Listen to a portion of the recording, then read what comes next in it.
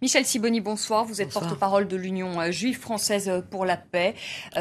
Vous pensez qu'il y aura un cessez-le-feu dans les jours qui viennent? On rappelle quand même 34 Israéliens tués, plus de 750 Palestiniens tués. Ce soir, encore une école bombardée où s'étaient réfugiés des Palestiniens. À quand un cessez-le-feu? Écoutez, la question du cessez-le-feu, c'est la question de quel cessez-le-feu. S'il s'agit de répliquer et de reproduire les cessez-le-feu précédents qui sont venus chaque fois couronner des centaines de morts palestiniennes et qui ont servi à juste maintenir la situation en l'état jusqu'à ce qu'Israël décide de refrapper, on peut imaginer et comprendre que l'ensemble des composantes palestiniennes, parce qu'aujourd'hui c'est aussi bien Mahmoud Abbas que le Hamas, refusent d'avoir payé ce prix-là du sang pour réenfermer dans la cage les habitants de Gaza.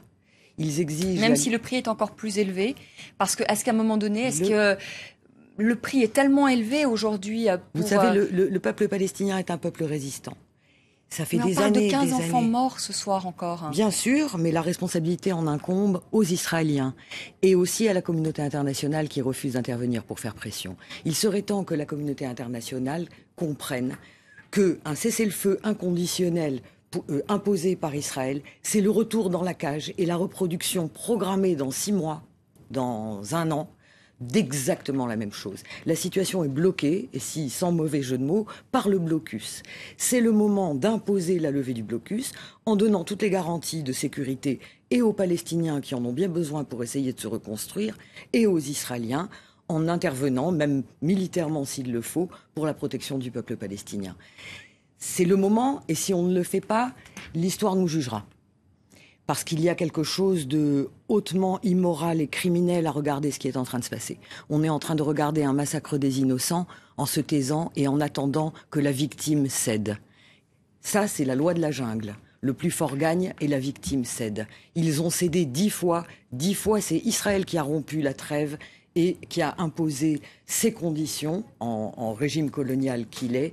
La victime aujourd'hui, c'est pas nouveau dans l'histoire. Les gens qui disent à un moment, on a trop payé, maintenant on va aller jusqu'au bout parce qu'on a besoin que ce blocus se lève et qu'on a besoin de respirer et de recommencer à vivre.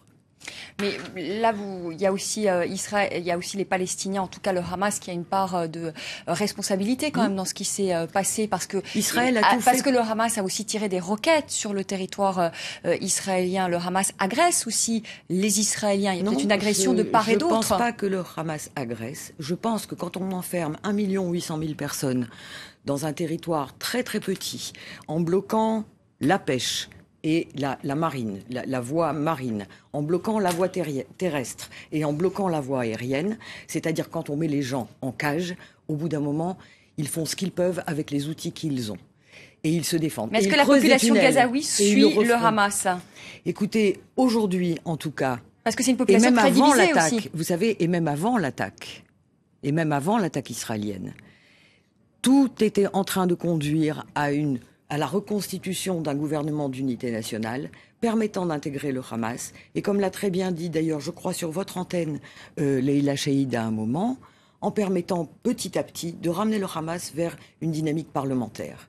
Ça a toujours été des frères ennemis. Hein. On va voir maintenant si cette coalition tient. Mais moult fois, elle a été annoncée. Moult fois, ils ont fait un partenariat. Moult fois, cette coalition, parce que les Palestiniens sont très divisés. Ça correspond aussi à une réalité politique, la Palestine. En tout cas, et puis, on peut peut-être pas comparer, mettre sur le même point le Fatah et le Hamas. Le Fatah reconnaît le droit d'exister à Israël, ce qui n'est pas le cas du Hamas aujourd'hui.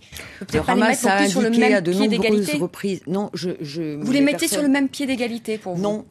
Non, simplement, je pense que la focalisation sur le Hamas dans la situation actuelle n'est pas juste. Tous les partis politiques représentés à Gaza aujourd'hui soutiennent la position de pas de cessez-le-feu inconditionnel. C'est du côté de Mahmoud Abbas, on dit aussi il faut aller jusqu'au bout, quel que soit le prix à payer. C'est ce que disent les Palestiniens. Je crois que c'est porté du côté par de Mahmoud Abbas, oui, du côté du Fatah, oui, aller jusqu'au bout, quel que soit le prix. Jusqu'au bout, c'est-à-dire faire pression tant que c'est possible, mais dans un immense sentiment d'abandon par la communauté internationale, tant que c'est possible, que tous ces morts et tout ce sang versé n'aient pas servi à rien, qu'ils aient servi au moins à lever un tout petit peu ce blocus terrible qui qui est en train de tuer des milliers de gens. Khaled Meshal, d'ailleurs, l'a dit aujourd'hui. C'est le chef politique du Hamas, on le rappelle. Il l'a dit aujourd'hui. Le blocus fait plus de morts depuis bien longtemps dans la bande de Gaza que l'attaque israélienne de ce moment. Une dernière question, Michel Sibony. Vous êtes de confession juive et vous défendez la cause palestinienne. Est-ce qu'on peut dire que c'est plutôt rare aujourd'hui, où il y a bien plus de gens de confession juive qui défendent la cause palestinienne que l'on ne pense? Beaucoup de juifs qui ont rejoint notre association, et il y en a beaucoup qui la rejoignent en ce moment même, l'ont rejoint sur le fait qu'ils étaient absolument scandalisés par la tentative du CRIF, notamment, des organisations dites représentatives de la communauté juive, de nous embrigader tous dans un seul discours qui soutiennent le régime israélien, quoi qu'ils disent et quoi qu'ils fassent. Et cela, pour nous, qui considérons que nous portons un héritage qui est un héritage de valeurs universelles, notamment comme la justice et comme le partage aussi, c'est inacceptable. Nous considérons que nous avons le droit à la parole et le droit à une parole critique sur le régime israélien. Faire de ça, assimiler cette critique possible à de l'antisémitisme, on nous a souvent traité de juifs traîtres ou de juifs honteux, c'est faire le lit de l'antisémitisme. C'est les gens qui disent ça qui produisent de l'antisémitisme, qui produisent l'impression qu'on a le droit de critiquer le monde entier sauf Israël. Donc ce que vous dites, c'est qu'on peut critiquer la politique israélienne. Absolument. Et ne pas être antisémite. Je dirais même plus que un de notre grand souci, c'est pour nous le souci de demain. Nous savons que les Israéliens et les Palestiniens devront vivre ensemble. Et nous considérons qu'il est très important de ménager des issues où la haine ne l'emporte pas et où la possibilité de vivre ensemble vraiment se passe. Et pour nous, il n'y a qu'une seule condition à ça. C'est l'égalité des droits et la reconnaissance donc des droits palestiniens dans le cadre de la légalité internationale, du droit international. Merci beaucoup Michel Sibony, merci d'être venu sur le plateau de France 24.